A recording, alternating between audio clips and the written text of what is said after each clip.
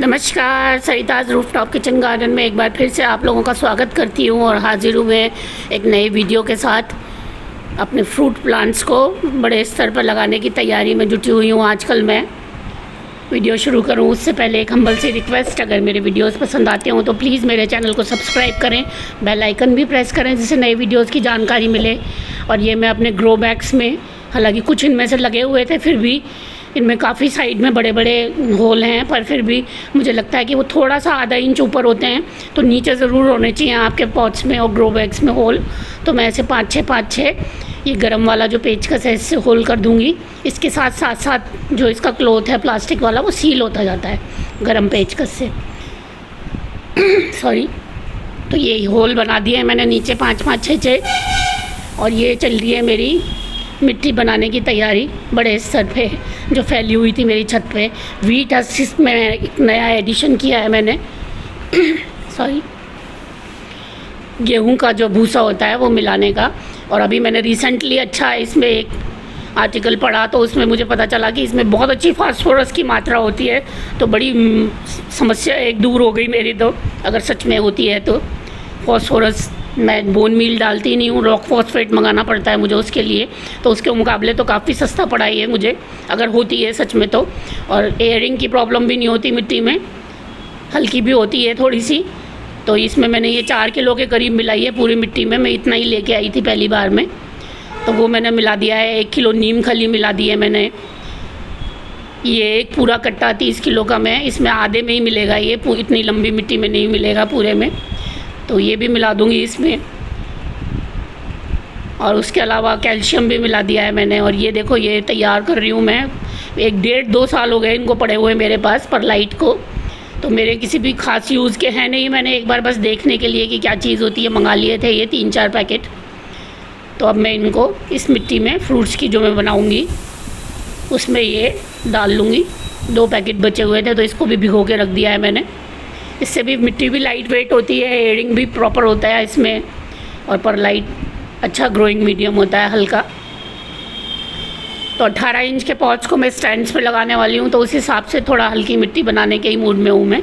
और अभी जो ये तैयारी चल रही है ये तो सारे मेरे 15 इंच के पॉट्स में भर जाएगी। अब मेरे पास छोटे पॉट खाली नहीं है, इसलिए मैं डायरेक्ट बड़े पॉट्स में है ना 15 इंच और 18 इंच में ही फ्रूट प्लांट्स को है ना ट्रांसफ़र करूँगी। तो उस हिसाब से थोड़ा कम मैं है ना वो डाल रही हूँ इनमें न्यूट्रिशन, क्योंकि प्लांट अभी छोटे हैं तो उतने ज़्यादा न्यूट्रिशन की ज़रूरत नहीं है। अगर ज़्यादा भर दिया मैंने तो नुकसान हो सकता है प्लांट्स में। तो ये सुबह सुबह का आज का मेरा व्यू, थोड़े से बादल हो रहे हैं हल्के से, फ्लावर्स ढेर सारे खिले हुए हैं। और फ्रूट प्लांट लगाने की अगर मैं बात करूं तो जैसे नर्सरी से मैंने मंगाए हुए हैं, तो मैं 15-20 दिन से पहले उनको टच नहीं करती, ट्रांसप्लांट नहीं करती हूँ मैं उनको। कुछ दिन 7-8 दिन जो है बिल्कुल छाया में रखती हूँ मैं। 2-3 बार दिन में स्प्रिंकल कर देती हूँ वाटर, आने के 1-2 दिन में है ना थोड़ा सा है ना फंगीसाइड भी स्प्रे कर देती हूँ। उसके बाद है ना 8-10 दिन जब उनको हो जाते हैं अंदर, कुछ पत्ते झड़ के दोबारा आने के मूड में हो तो वो भी हो जाए, उसके बाद मैं सुबह सुबह की हल्की सी 1-8 घंटे की धूप में उनको निकालती हूँ, फिर वापस अंदर रख देती हूँ। तो इस तरह से मैं अपने फ्रूट प्लांट्स को तैयार करती हूँ और लगभग 20 दिन बाद फिर मैं ट्रांसप्लांट करती हूँ।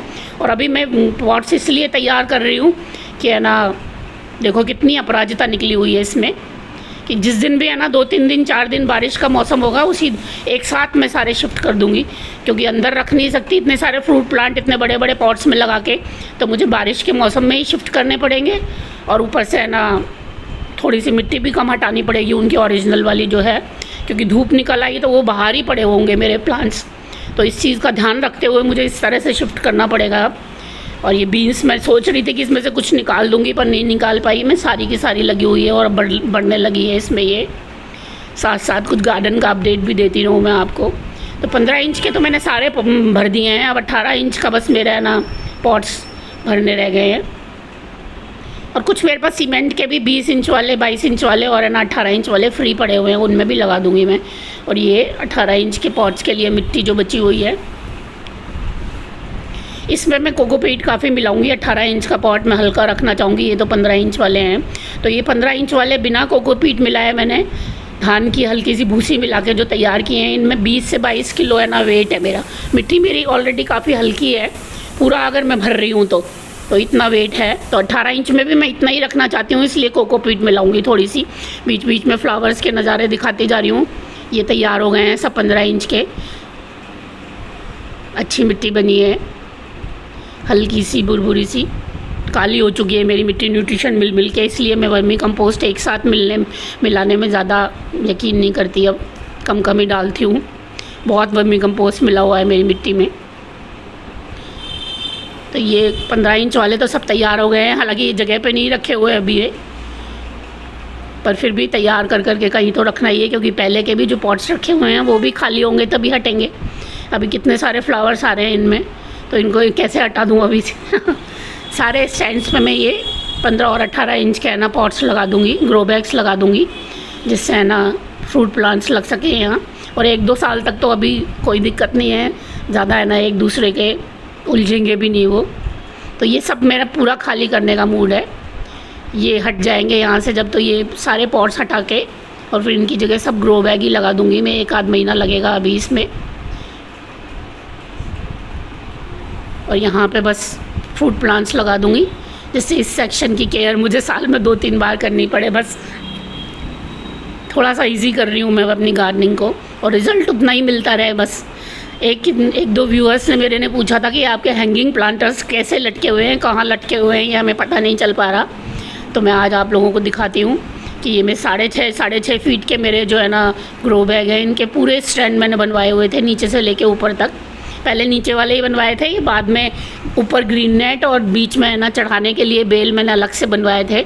तो ये तो इन पे लगे हुए हैं जो पहले मैंने स्टैंड्स बनवा लिए थे हैंगिंग प्लांटर्स। और ऊपर वाले जो हैं मेरे, ये मैंने इनका है ना ग्रीन नेट का और अपनी बेल चढ़ाने के लिए 2 पोर्शन बनवाए थे। तो यहाँ पे ये हुक्स मैं मंगा लेती हूँ, उनसे ये लटके हुए हैं सब, और बहुत खूबसूरत लुक देते हैं। मेरे को बहुत शौक़ था हैंगिंग प्लांटर्स का, जो इसने है ना पूरा कर दिया। मैंने जब बनवाए थे ये सोच के ही बनवाए थे कि ऊपर मैं इन पे हैंग करूँगी प्लांटर्स को। और फूल खिलने की तैयारी हो गई है। अभी तो खैर 7 बजे ही हैं, थोड़ी देर में देखना आप कितना भर जाएगा ये फ्लावर्स से। ये सब खिलने वाले हैं आज, कितने खूबसूरत लगेंगे। बहुत सुंदर लुक देते हैं 9 o'clock मेरे,